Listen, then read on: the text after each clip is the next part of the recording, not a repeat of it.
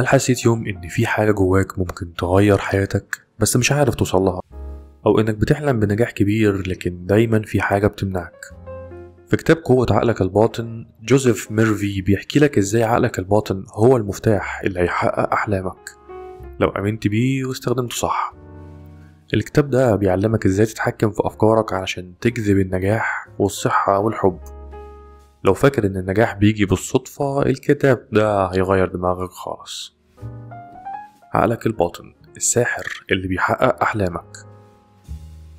ميرفي بيقول إن عقلك الباطن زي كمبيوتر بيشتغل بناء على الأفكار اللي بتحطها فيه.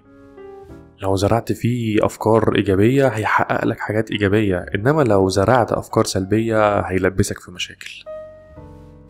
ميرفي مثلا بيحكي إنه كان معزوم على فرح عروسة كانت هتتجوز، بس عريسها محضرش الزفاف وسابها في الموقف ده.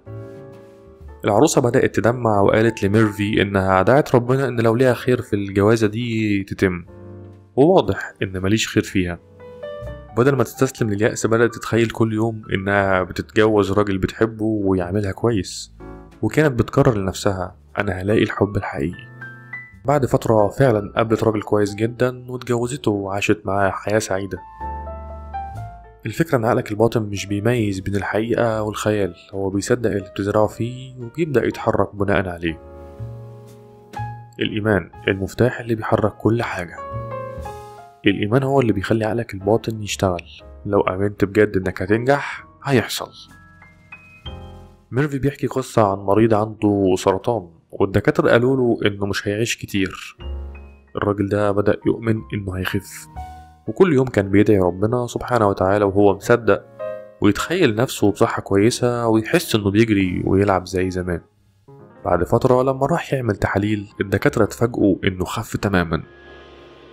فالإيمان هنا زي المفتاح، لو استخدمته صح هيفتح لك كل الأبواب. التخيل، لو شايف نفسك ناجح هتبقى ناجح.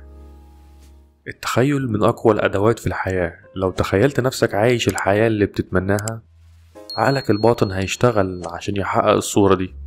ميرفي بيحكي عن شاب كان نفسه يبقى ممثل مشهور بس كان بيفشل في كل اختبار أداء. الشاب ده بدأ يتخيل نفسه على المسرح بيتصور إنه بياخد جايزة أفضل ممثل وكل الناس بتسقف له. كل يوم قبل ما ينام كان بيعيش اللحظة دي في خياله. بعد فترة بدأ ينجح في اختبارات الأداء وفعلا بقى ممثل معروف. التخيل زي البروفا، بتعيش النجاح في دماغك قبل ما تعيشه في الحقيقة. الأفكار السلبية أكبر عدو ليك.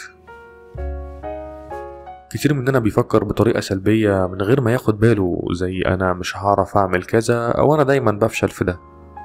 ميرفي بيحذر إن الأفكار السلبية دي زي السم اللي بيدمر عقلك الباطن وبيخليك تجذب الفشل.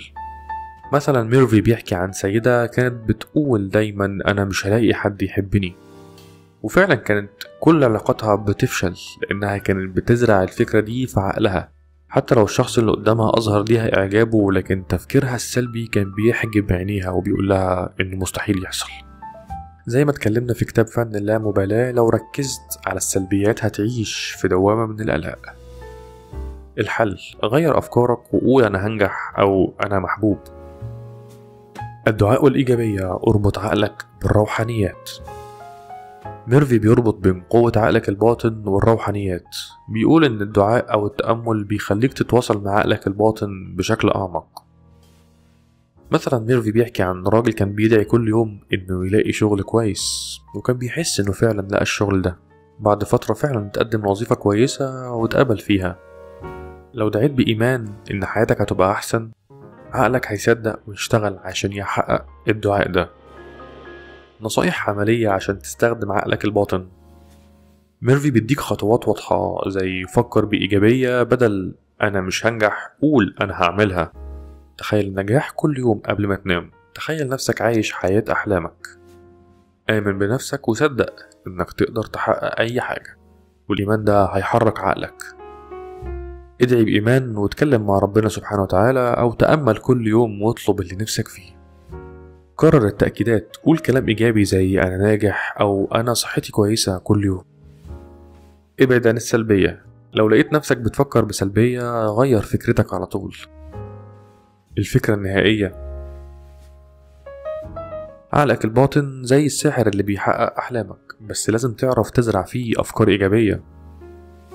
الأفكار السلبية زي السم، بتدمر حياتك من غير ما تاخد بالك. آمن بنفسك، تخيل النجاح وادعي بإيمان، وهتشوف حياتك بتتغير. الكتاب ده مش مجرد كتاب، ده دليل علشان تحول أحلامك لواقع. لو عجبك الملخص ده ما تنساش تشترك في القناة وتدوس لايك، وخليك معانا عشان ننصحك بكتب تانية زي الكتاب ده.